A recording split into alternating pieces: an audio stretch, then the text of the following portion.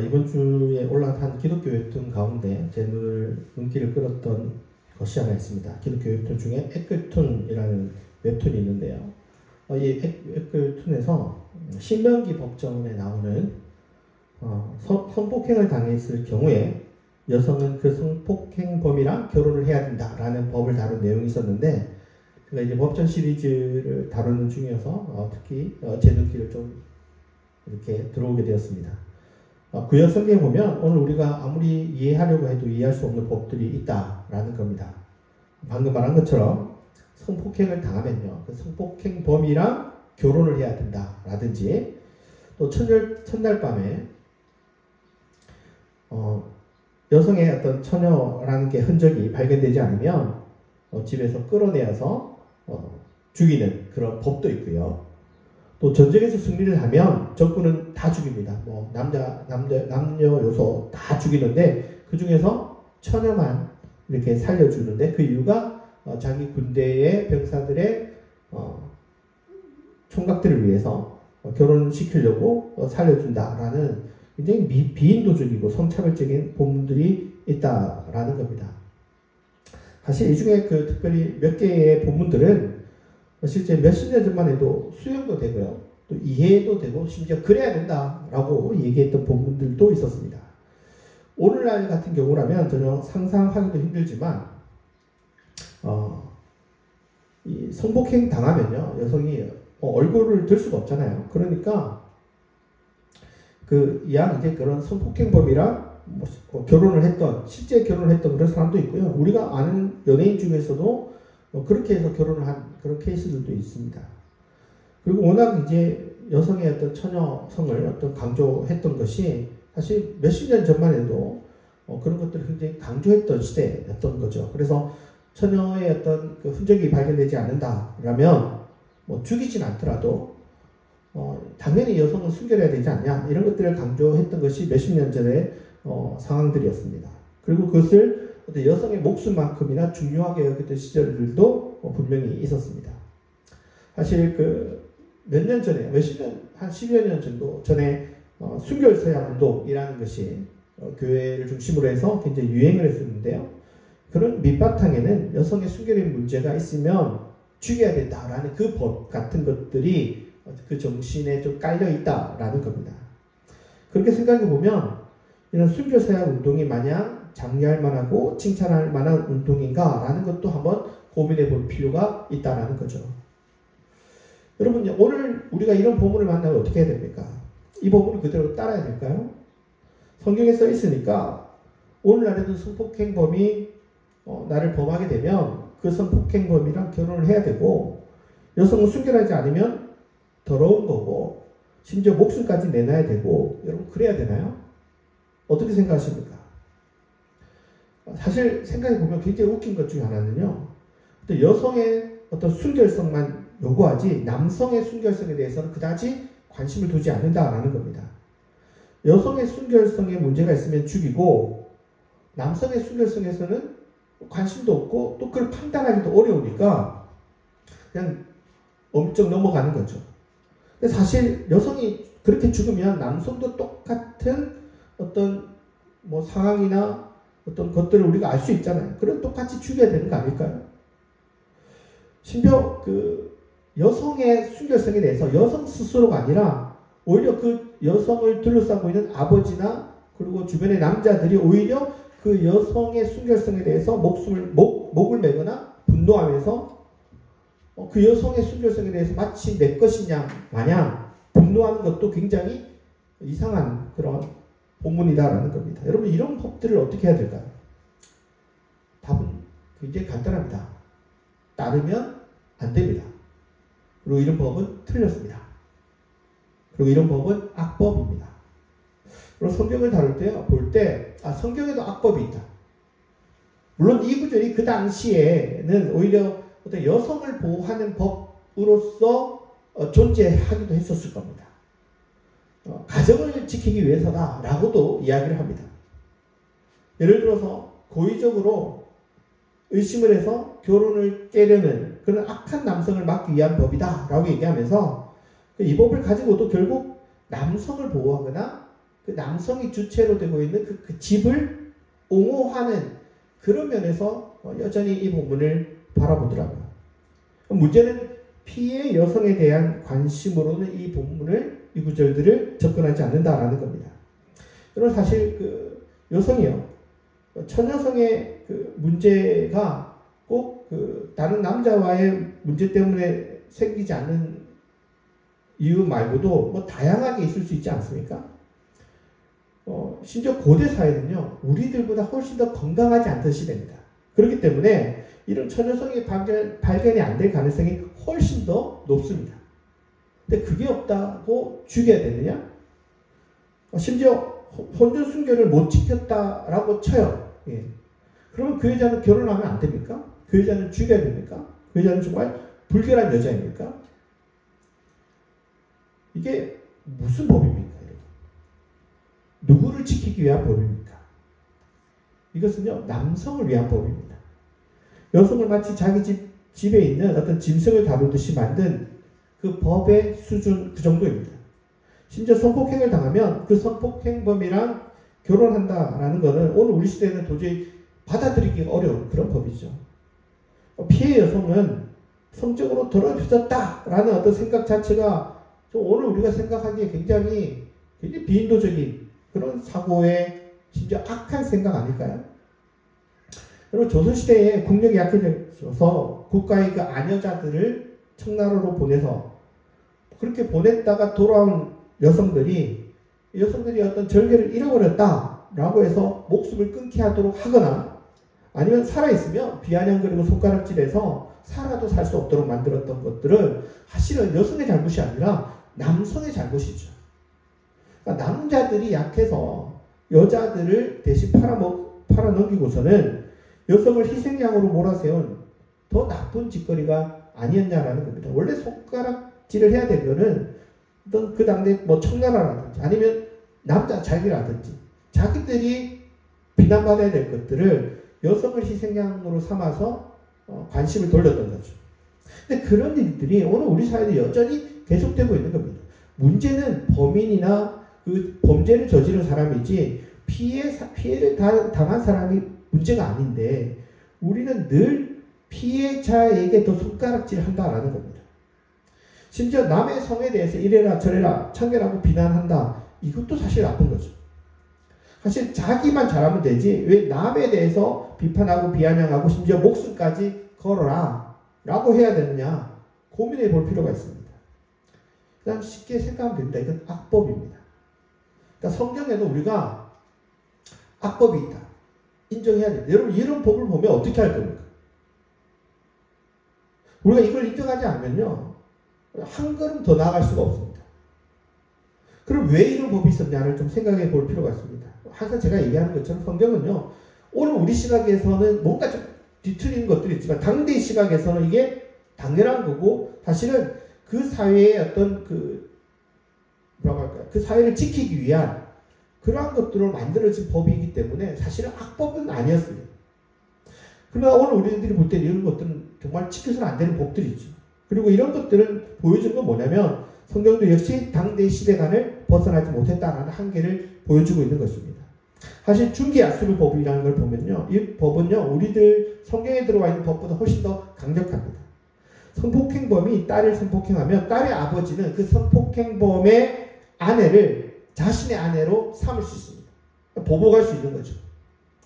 하지만 딸이 그 성폭행범에서 더럽혀졌다라고 하는 생각이 있기 때문에 그 딸을 성폭행범의 부인으로 주도록 되어 있습니다. 우리 성경하고 비슷하죠. 그러니까 고대 근동의 사고가 그대로 들어와 있는 겁니다. 그러나 또 성폭행범의 아내가 없다. 그랬을 경우는 지참금의 세배를 내고 혼인까지 하도록 이렇게 하는 법이 있는 거죠. 그러니까 고대 근동 사회에 있는 당대 시대관도 이 성경에 들어올 수밖에 없었다라는 겁니다. 그러니까 성경이 가졌던 시대적인 한계, 시대적인 사고에 어떤 갇혀져 있다라는 것들을 우리가 인정해야 되는 거죠. 그 당시에 그 이상의 것들을 생각할 수 있는 어떤 상황이 아니었습니다. 물론 그 시대가 오늘 우리 시대하고 너무나 다른 시대라는 걸 생각하면 좀 이해할 수 있는 그런 여건도 있습니다. 사실 이 법이라는 자체가 악법을 행하기 위해서 만든 법이 아닙니다. 사실은 무엇인가를 지키고 보호하기 위해서 만든 법이죠.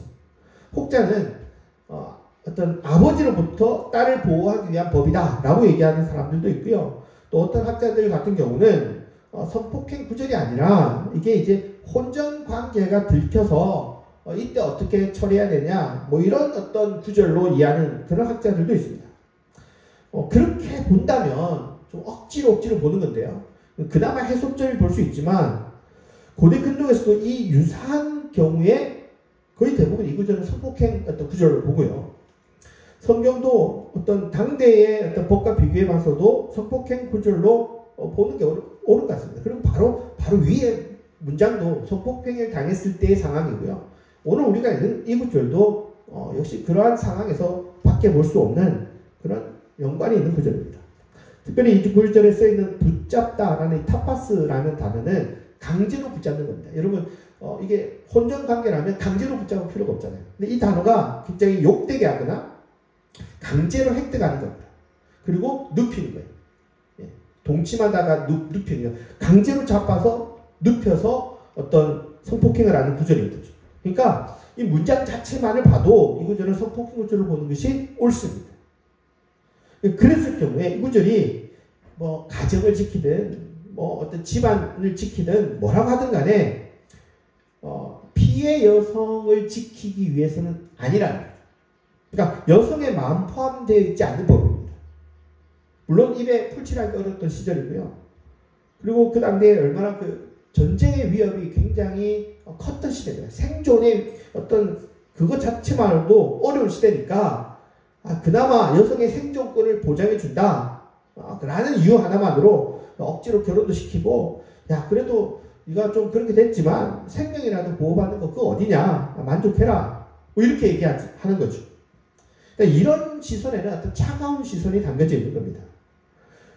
하지만 오늘 우리들의 시각뿐만이 아니라 사실은 당대의 여성들도 과연 행복했을까요? 여러분 자신의 인생을 망친 남자죠.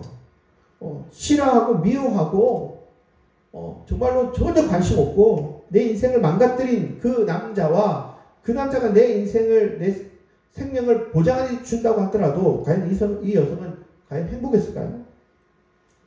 당대엔 차선의 선택이라고 생각했을지 몰라도 오늘 우리들의 시각에서는 이거는 여성의 인권을 탄압하고 확대하는 그 이상 그 이하도 아니라고 볼 수 있습니다. 그러니까 그 어린 아이의 마음을 조금 더 살펴보지 않는 아주 차가운 법인 거죠. 여러분 당대 여성의 결혼 그 연령대가 14세, 15세입니다. 그러면 지금 이 여성은 이 연령보다 훨씬 더 어리네요. 굉장히 어리네요. 오늘 우리가 생각할 때 그 아동 성폭행입니다. 그러니까 굉장히 나이 어린 여성을 성폭행한 구절. 굉장히 잔혹한 행위였습니다.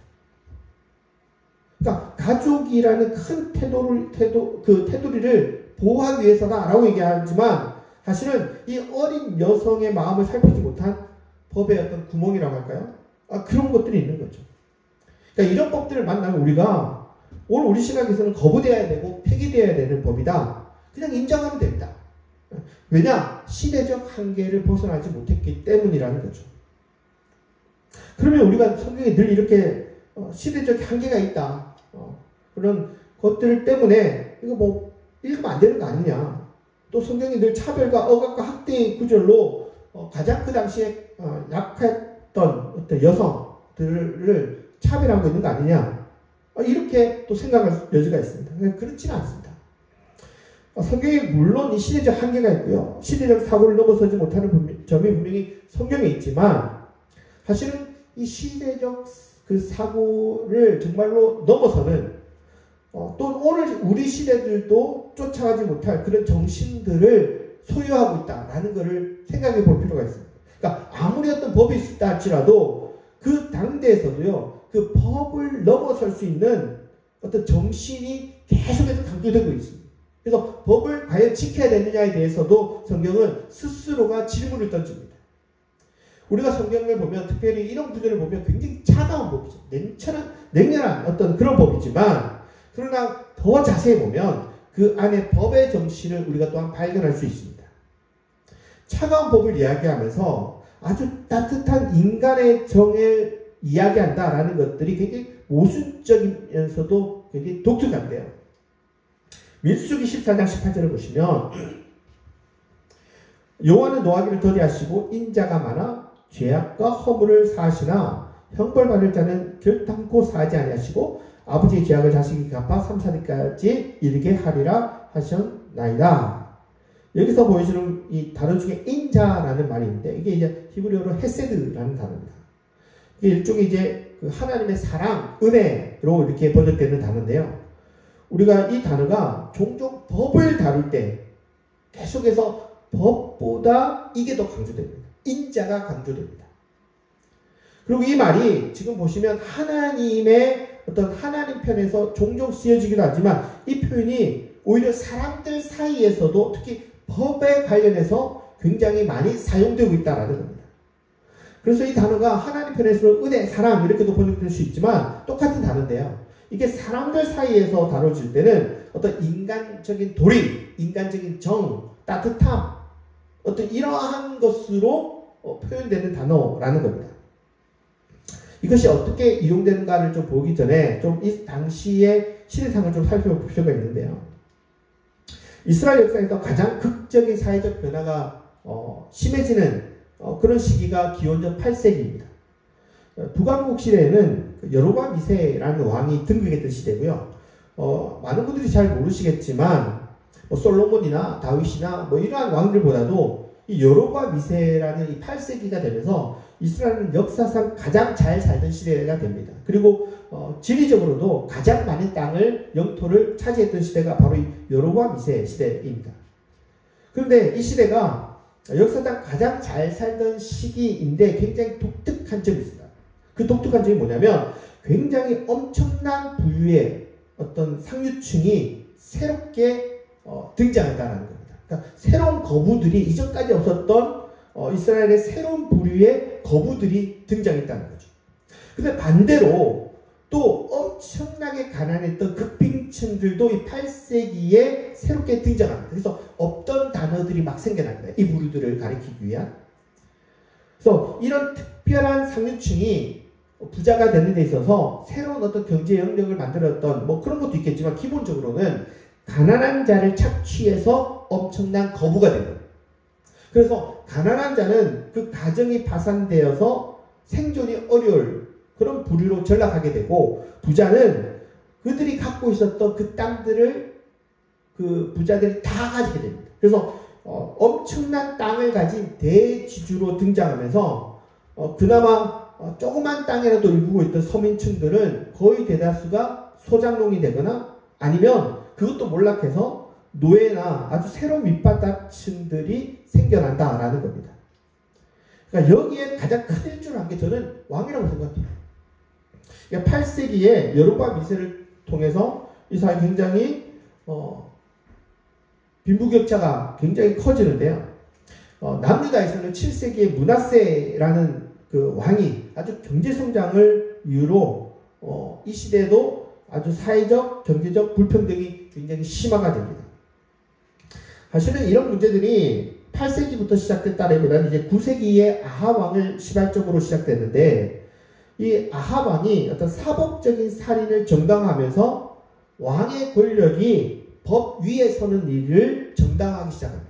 그러니까 이제 권력만 있으면 법 위에 서도 된다라는 어떤 것들이 좀 아합 왕을 중심으로서 새롭게 시작되는데 그게 이제 그 유명한 나봇의 포도원입니다. 그 이후로 이제 이 왕들이 정확하게 잘 모르겠습니다. 성경이 그러한 관심으로 쓰여진 것들이 아니기 때문에 어떠한 폭력들이 이루어졌는지 모르지만 왕을 위시했던 이 당대의 권력자들이 어떤 사법적인 폭력이나 불이한 공권력을 동원해서 상류층들이 부를 착취했다라는 겁니다. 이렇게 이제 그 새로운 부유층이 부를 착취하기 시작했을 때 이것들을 지적했던 사람들이 있는데 이 사람들이 예언자들입니다. 이들이 나타나서 법적인 불의를 지적합니다. 예언자들은 일종의 법적인 논쟁을 통해서 문제를 제기합니다. 그러니까 문제를 제기하려면 법적으로 할 수밖에 없는 거죠. 그래서 이들이 저지른 것들 중에는 사법적인 불의에서 일어난 것들이 많기 때문에 법적인 문제를 거론합니다. 호세아서 4장 1절 2절을 보시면 이스라엘 자손들아 여호와의 말씀을 들으라. 여호와께서 이 땅 주민과 논쟁하시나니 이 땅에는 진실도 없고 인애도 없고 하나님을 아는 지식도 없고 오직 저주와 속임과 살인과 도둑질과 가는 뿐이요 포악하여 피가 피를 뒤이음이라. 여기서 이제 논쟁하다라는 단어가요, 법적인 논쟁을 할 때 쓰여지는 전문 용어입니다. 그러니까 법정에 서서 얘기하는 겁니다. 왜냐하면 이들이 어떤 법적 논단을 통해서 국가법정뿐만 아니라 지방법정까지 지배계층이 법정을 압제기관으로 전락시켰기 때문입니다. 그래서 이런 법정에서 바로잡으려고 하는 거죠.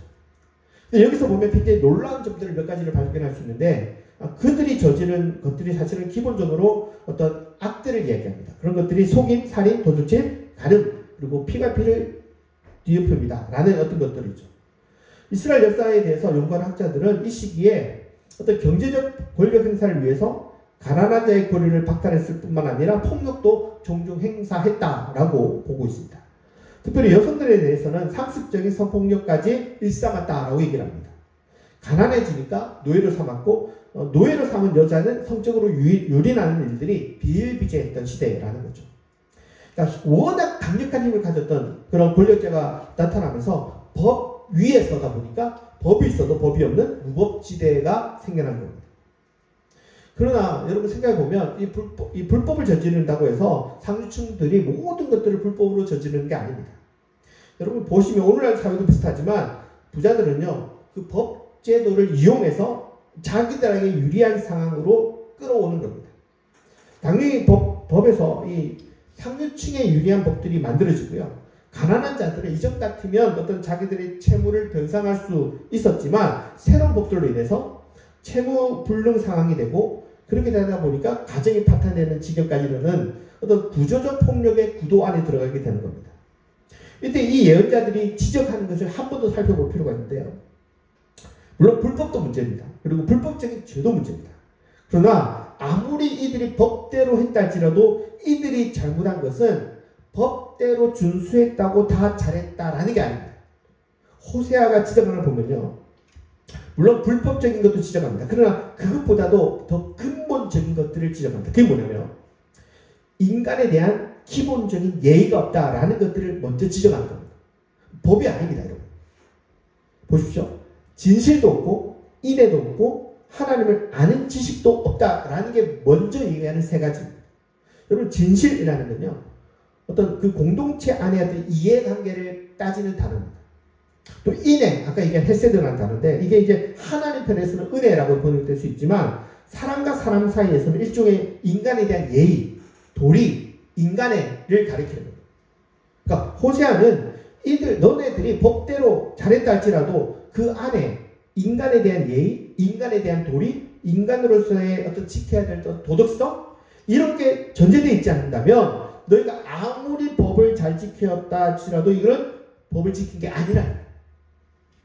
법이 중요하죠. 그러나 법보다 더 중요한 건 인간에 대한 존중, 인간에 대한 예의, 인간에 대한 도리라는 것. 법 조항보다 법 정신이 더 중요하다는 것.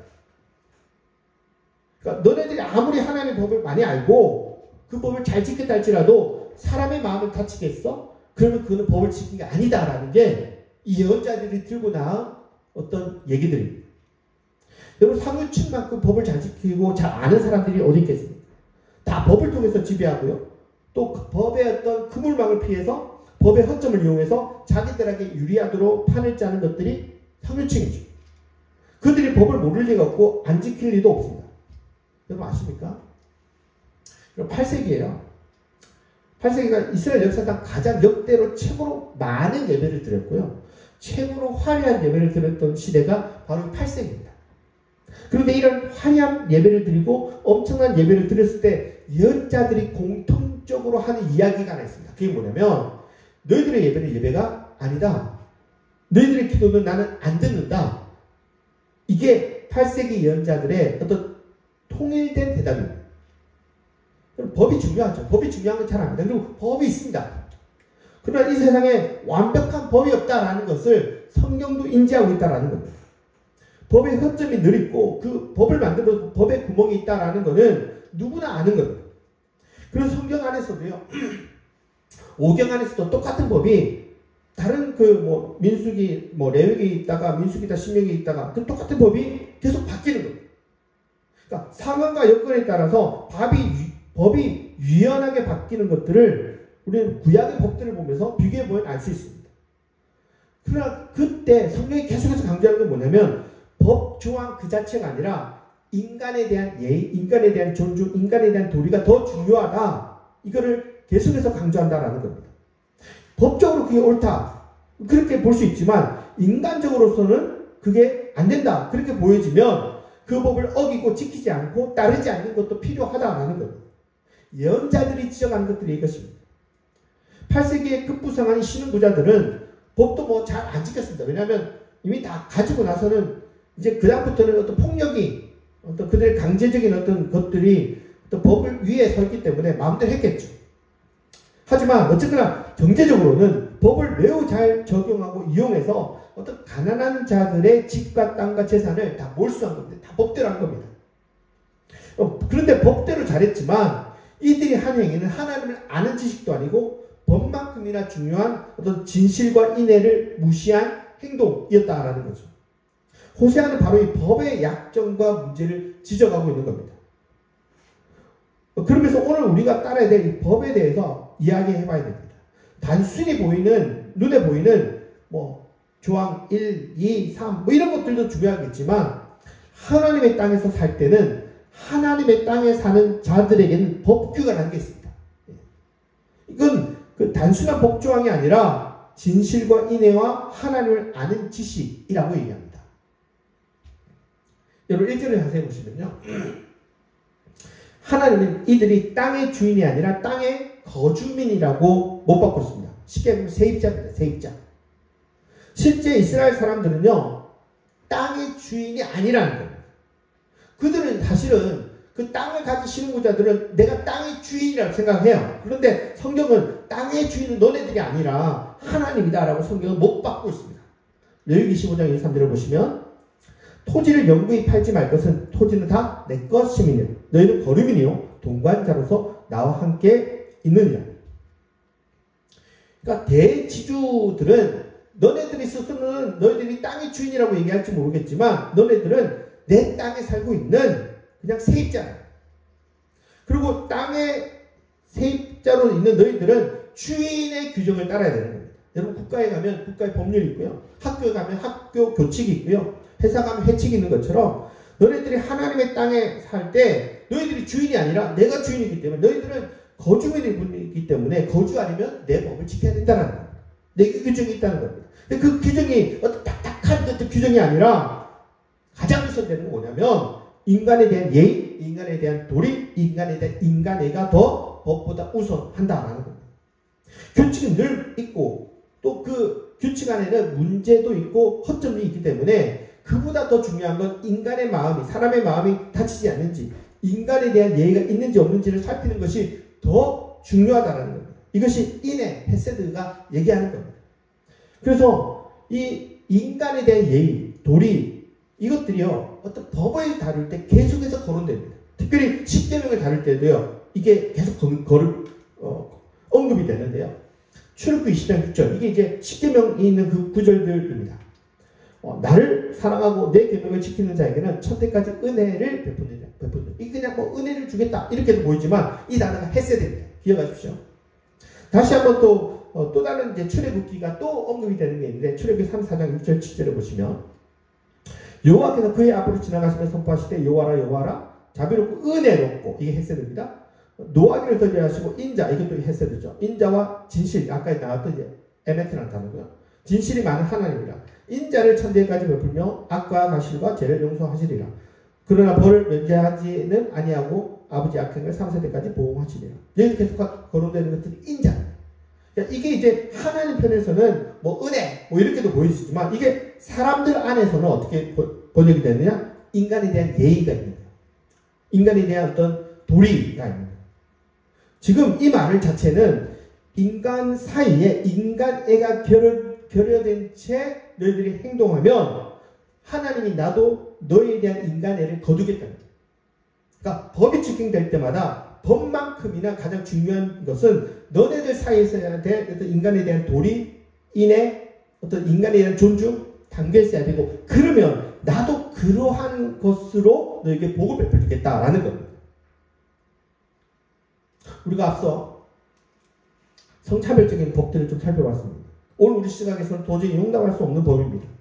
어떤 학자들은 야 그게 그 정도까지 극악한 법은 아니다 라고 얘기하고 다르게 방향을 바꿔서 관심을 돌리기도 하지만 제가 아무리 봐도 이 법은 성폭행 구절이에요.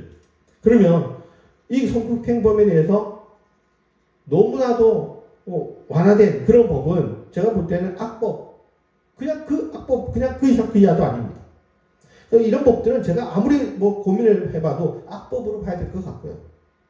그렇다면 이 법은 잘못된 법이고 당대에는 물론 그 법이 어떤 그 여성을 또 보호하기 위해서 만든 법이기도 하다라고 얘기할 수 있습니다. 왜냐? 너무나도 어려운 시절이거든요. 생존하기 어려운 시절에서 생존이라도 해주는 게 어디냐라고 볼 수 있겠지만 오늘 우리 시각에는 그럼에도 불구하고 악법으로밖에 볼 수 없습니다. 법의 허점이 있는 거죠. 그러나 법의 정신에 있어서만큼은 성경도 양보는 없습니다. 법의 규정이나 법 집행에 있어서 항상 거론하는 게 뭐냐? 인해입니다. 헤세드가 있어야 된다는 겁니다. 당시에는 여성에게 불리하거나 불합리한 법이 있었거든요. 그러나 그 당시에도 여성이 억울하다 느끼고 불편하다 느끼고 고통스럽다라고 느낀다면 법이 어찌됐든 간에 그 법은 집행돼서는 안 된다라고 생각했던 것이 바로 성경의 법의 정신입니다. 오늘 우리가 좀 생각해 볼 필요가 있다라고 생각합니다. 구약 성경도요, 딱딱한 법을 얘기하는 것 같지만 그렇지 않습니다. 이 법을 이야기하기 전에 하나님 어떠한 분이다? 법의 정신을 더 중요하게 여기는 분이다라는 겁니다. 그러니까 너희들이 법을 집행할 때마다 나를 보면서 너희들이 그 법을 어떻게 진행을 해야 될지 생각해보라 라고 얘기합니다. 유명한 말이 있죠. 소크라테스가 이런 얘기를 합니다. 악법도 법이다. 아닙니다, 여러분. 여러분, 악법은 지키면 안 됩니다. 우리가 이런 것들을 보면 소크라테스도 그렇게 얘기했는데 아닙니다. 소크라테스 정도는 간단히 넘어서야 됩니다. 성경이 하나의 말씀이 아닙니다. 역시 이것도 당대에 갇혀져 있던 시대적 한계가 있다. 넘어서야 됩니다. 그 법이 법이라 하고 건드려서는 안 될 성경이라고 하더라도 이게 불이하고 불편하고 상처 주고 고통 주는 법이라면 성령을 두면 안 됩니다. 그리고 우리는 그 법을 따르면 안 됩니다. 여러분, 사람의 마음을 상처 주는 게 우선해야 됩니까? 아니면 그 사람의 상처받은 그 피해자를 살펴보고 도움을 줘야 되는 게 우선해야 되는 것입니까? 피해를 준 어떤 범인이나 범죄자에 대한 관심보다는 피해자에게 훨씬 또 관심을 가져야 되는 겁니다.